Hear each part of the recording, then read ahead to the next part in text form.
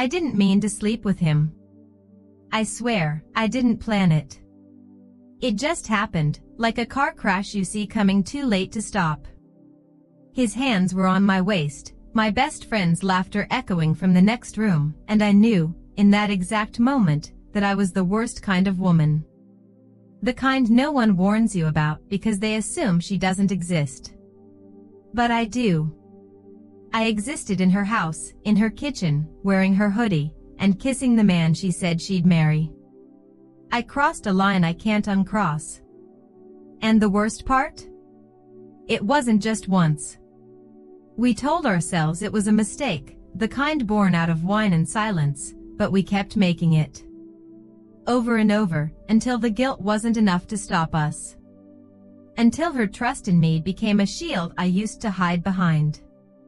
But secrets don't stay buried, not when they're this rotten. And when she found out, she didn't cry. She didn't scream. She smiled. That terrifying, silent kind of smile that tells you the storm's already here, and you're standing right in the center of it. Before I tell you how she tried to ruin my life, make sure you're alone, and ready to question everything you think you know about loyalty. The first time it happened, it was raining. I remember that detail because it was the kind of rain that didn't fall straight, it moved sideways, hitting windows like it was trying to get in. We were stuck inside her apartment, the three of us, pretending to enjoy another one of those cozy movie nights that never really were. She'd fallen asleep early, head in my lap, her boyfriend curled on the other end of the couch, drinking rum straight from the bottle. I should have left. I should have woken her up and gone home. But instead, I watched her sleep while he looked at me. Not a glance, a stare.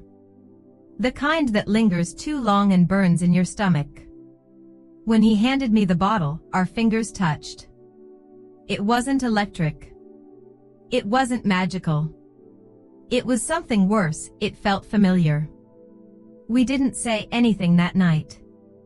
But the silence between us thickened. I caught him watching me when she wasn't looking. I laughed too hard at his jokes. We started texting, first about her, then about nothing, then about us. I knew it was wrong. But there's something addictive about being wanted, especially when you've spent your whole life feeling like someone's shadow. I'd always been her sidekick. Her backup plan. Her pretty but not too pretty friend. And he made me feel like the main character.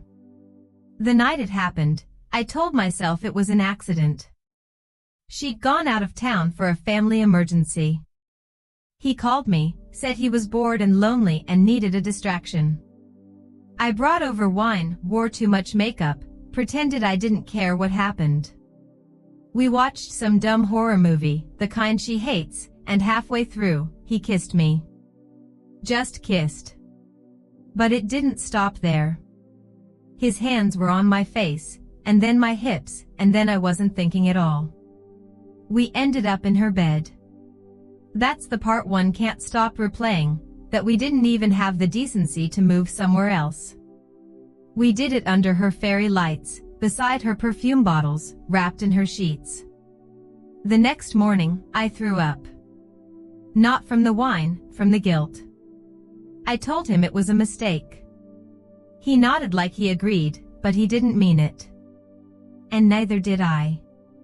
Because the next time she went to class late and we were alone in the kitchen, it happened again. It wasn't love. It wasn't even lust. It was something worse. It was selfishness, pure and sharp and undeniable. It was about stealing something that never belonged to me, just because I could. Just because no one had ever chosen me first. I started lying without even trying. I told her I wasn't feeling well when she asked why I missed brunch. I told her I was working late when I wasn't. I told her I'd never, ever betray her. And she believed me, with those wide, innocent eyes that looked at me like I was still the same girl she'd trusted since the 7th grade. But I wasn't. I'd become someone else. Someone I didn't recognize. It wasn't until her birthday that I felt something crack. We threw a party at her place. She wore a red dress, the one that always made her look like a movie star, and he couldn't stop staring at her. That should have made me feel better. It didn't. It made me jealous. She glowed that night, and I wanted to rip the light off her. I kept drinking, kept laughing too loud, brushing against him when no one was looking.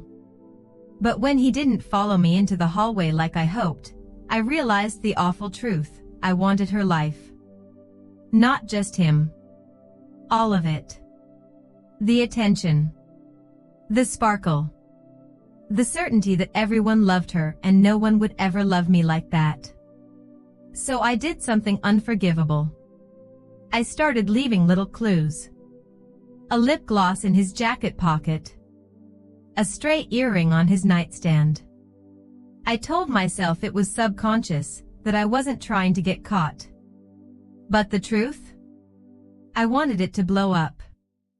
I wanted the fantasy to end because living inside it was making me rot from the inside out. It didn't take long. She found a text. Just one. I'd sent it from his phone. Last night was worth the risk. That was it. No name. No proof. But her eyes locked onto mine across the room, and I knew she knew. She didn't say anything that night. She just hugged me tighter than usual and whispered, "Thank you for always being honest with me." And that's when I knew I was in danger. Not because she'd cry or yell or even confront me, but because she wouldn't. She'd wait. Smile. And then burn my whole life down. I should have come clean. I should have dropped to my knees, begged her forgiveness, cut him off, and vanished from her life. But I didn't. I waited, stupidly, naively, for her to make the first move. And when she finally did, it wasn't what I expected. She didn't throw a drink in my face or block my number. She invited me to brunch. It was a Sunday morning, clear sky, quiet streets. I showed up in sunglasses and a fake smile, stomach in knots, but she looked calm. Almost too calm. She wore a pale blue dress, the one she usually saves for job interviews. Her nails were freshly done. Her lipstick was blood red. "I ordered for us," she said, sliding me a mimosa. "Figured we could talk." I nodded like an idiot. My throat was dry. I kept rehearsing a fake story in my head, something about a misunderstanding, a lie I could twist into something survivable. But she didn't let me speak. "I know it was you," she said. Softly. No drama. No emotion. My mouth opened. Nothing came out. She tilted her head. "You slept with him. More than once. You wore my clothes. You lied to my face. You laughed with me after you kept him in my bed." I choked on air. "I'm not here for an apology," she continued. "I'm here to warn you." "Warn me?" "You think I'm weak," she said. "Because I trust people. Because I love deeply. Because I don't explode when I'm hurt. But you've never seen me angry."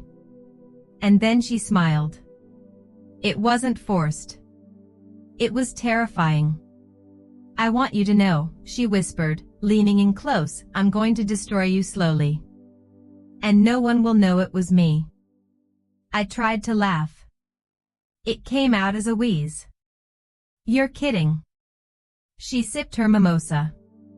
"You'll wish I was." The next day, my boss called me into her office. "There's been a complaint," she said. "Anonymous, but detailed. About your ethics. Some inappropriate behavior, client messages. We're investigating." I sat there, stunned, as she handed me a printout, screenshots. Real ones. Twisted out of context, but damning enough. Stuff I'd said after hours. Flirty jokes. A few dumb messages to a coworker I once hooked up with. Stuff I thought was long deleted. Stuff I didn't even remember. I went home shaking. My work laptop had been wiped. Locked out of every system. I called her. She didn't answer. I called him. He answered and hung up.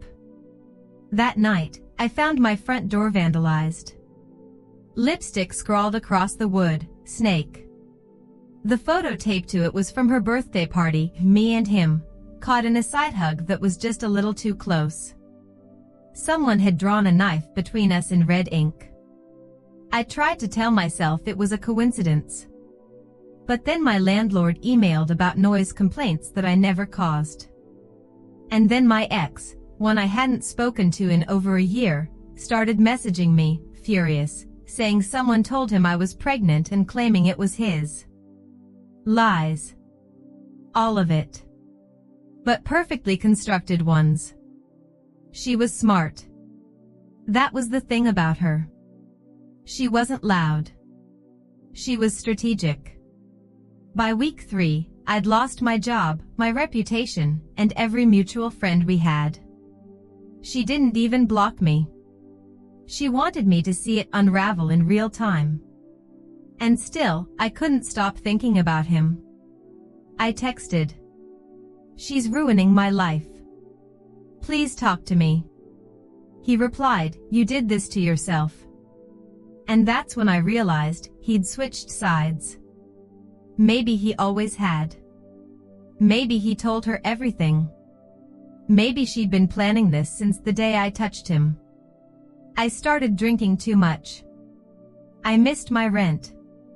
I called my mother crying, but couldn't bring myself to say why. Because how do you say I slept with my best friend's boyfriend and now she's turning my life into rubble and I deserve it? But deep down, I didn't think I deserved all of it. I'd made a mistake. A horrible, selfish one. But this was war. And I didn't know how to fight someone who wore silence like armor and smiled as she pulled every string behind the curtain. One night, I found a gift box on my doorstep. No name. Just black wrapping. Inside, a single high heel. Mine. The one I'd lost in her bedroom weeks ago after that night. Tucked inside was a note. Just 4 words, scrawled in red ink. I know everything. Run. And for the first time since it all started, I actually considered it. Leaving the city. Changing my number. Disappearing. But something inside me snapped. The guilt turned to fear. And the fear turned to rage. I wasn't going to run. I was going to find a way to stop her. Even if it meant becoming just as twisted as she was. I didn't sleep that night. I stared at the ceiling, the single black heel sitting on my dresser like a trophy she'd claimed. My mind spiraled. How long had she been planning this? Had she known the moment I slipped?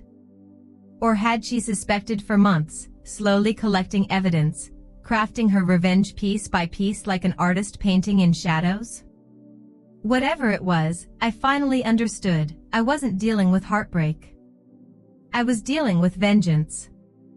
And if I didn't do something, she'd keep coming. Until there was nothing left of me but rumors and whispers and old photos people stopped believing in. So I started digging. I knew things about her. Intimate things. The kind only a best friend would know.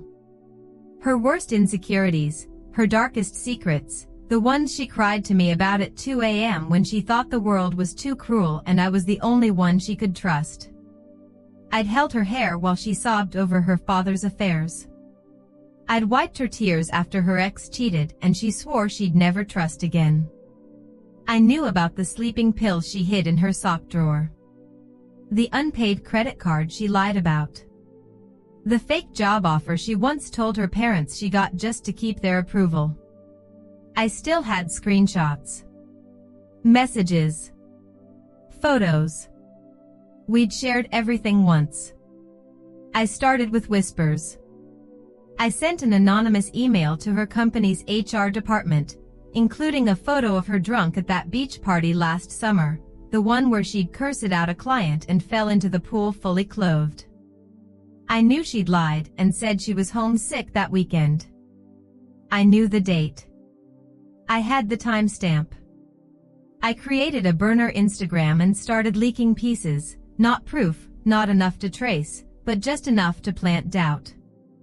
I'd captioned a photo of her laughing in a bathroom stall with, "This you, corporate queen?" Then I went after him. I met up with one of his old flings, a girl he'd ghosted years ago. I told her everything. Gave her the texts, the timeline. She was furious, and she had a following. Her Storytime video hit 100K views in 2 days. The comments flooded in, "He's a manipulator. Classic narcissist. Trash." I stayed quiet, watched the internet eat him alive, and for once, it wasn't me on the chopping block. But revenge has a way of staining everything it touches. The more I fought back, the less I recognized myself. I told myself it was survival, that I was reclaiming power. But the truth? It was becoming a game, and I was starting to like it. Until she hit back. I got home one evening and found my cat missing. Just gone. Door wide open. No note. Nothing. I searched the block, screaming his name, shaking treats until my voice cracked. Hours passed. He never came back. I don't have proof she took him. But I know she did. That was her message, no more games. Next time, it won't be a pet. I broke down. Right there on the sidewalk. Full body sobs, knees scraped on the pavement. A neighbor offered to help. I told him I was fine. But I wasn't. I was unraveling. The next morning, a package arrived. Inside was my old journal, the one I'd lost months ago. The one with all my dirty thoughts, confessions, insecurities. I flipped through it, my stomach curdling. She'd marked pages. Highlighted lines. One was circled and read, "I'll never be enough for anyone, not even myself." A sticky note on the cover said, "Exactly." I knew I couldn't keep doing this. She wasn't going to stop. And if I didn't find a way to end it, she'd ruin what little I had left. So I did the one thing I swore I never would. I showed up at her apartment. She opened the door with that same polite, venomous smile. "Wow," she said, "you've got nerve." I walked past her. Sat on the couch like I used to. "We need to talk." She didn't stop me. "I get it," I said. "I betrayed you. I slept with him. I lied. I broke everything. But whatever this is now, this war, it's not justice. It's obsession." She crossed her arms. "And you're not obsessed? You're stalking my job, my socials, my life. Because you made me desperate." She laughed. "No. You were already desperate. That's why you did it." I didn't deny it. I stood up. "You want me to suffer? Fine. You win. I lost my job. My friends. My peace. But if you keep going, you'll lose too. Because you're not just punishing me anymore. You're becoming me." Something flickered in her eyes. I stepped closer. "You don't want to be me, do you? The girl who destroys what she loves just to feel important." She said nothing. Just stared. I walked out. No big final scream. No apology. Just silence. That was 2 months ago. She hasn't contacted me since. But I still look over my shoulder. Every single day. Because with someone like her, peace is never permanent. I thought it was over. I truly did. The silence stretched for weeks. No anonymous messages, no packages, no lipstick threats. Just nothing. I started breathing again, cautiously. I got a new job, part-time at a cafe on the other side of the city, changed my number, deleted every social media app. I even started therapy. Said all the things I should have said months ago. I betrayed her. I ruined everything. I don't know who I am anymore. The therapist nodded, scribbled notes, told me that sometimes we hurt others because we're hurting ourselves. I didn't argue. I didn't justify it. I just sat there, quietly drowning in the damage I'd caused. But the truth is, I missed her. Not in the way you'd expect, not as a friend, not even as a person. I missed the way she'd known every version of me. The way her eyes lit up when I walked in a room. The way her voice softened when I was hurting. You can't replace that. You can destroy it, sure, I'd proven that. But you can't replicate it. It's once in a lifetime. And I threw it away. Then came the email. Anonymous sender. No subject line. One sentence. You still don't know everything. Attached was a video. I watched it 3 times before I moved. It was grainy, shot from what looked like a security camera, angled down into a hallway I recognized instantly. Her hallway. The timestamp? The night she was out of town for a family emergency, the night I slept with him for the first time. But the footage didn't show her gone. It showed her, hiding behind her bedroom door, camera in hand, filming. Filming us. She was there the whole time. She'd staged it. Set the scene. Planted the wine. Left the fairy lights on. Made it all feel intimate. But she never left. She wanted it to happen. I paused the video. My skin was cold. My hands were trembling. Why? Why would she do that? Unless she knew about him. Long before I did. Unless she wanted me to fall for him. Or maybe, just maybe, she wanted to prove that everyone eventually betrays her. That love is a myth. That friendship is weak. That no one is loyal. Not even me. The realization cracked me open. This hadn't been revenge. It had been an experiment. I was the test subject. I'd passed. Or failed. Depending on how you look at it. I didn't sleep that night. I kept replaying the video. The setup. The manipulation. The precision of it all. And then I remembered something I'd buried months ago, a conversation, half forgotten, over drinks on her balcony. She'd said, "Do you think people cheat because they're bad? Or because they're weak?" I said, "Weak, I guess.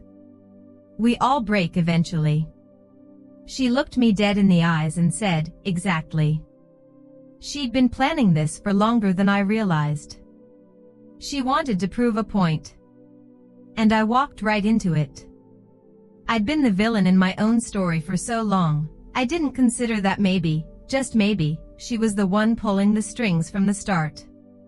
Not because I deserved it.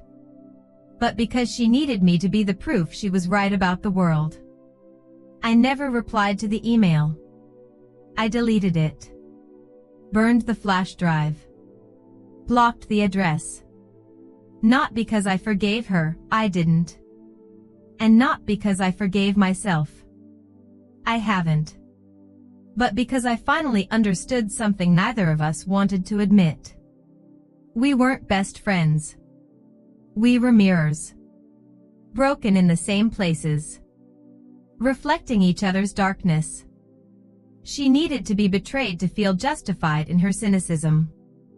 I needed to betray to feel like I mattered. And now, here we are. Two women who once swore they'd never hurt each other, who now live like ghosts in each other's past. I saw her once, weeks later.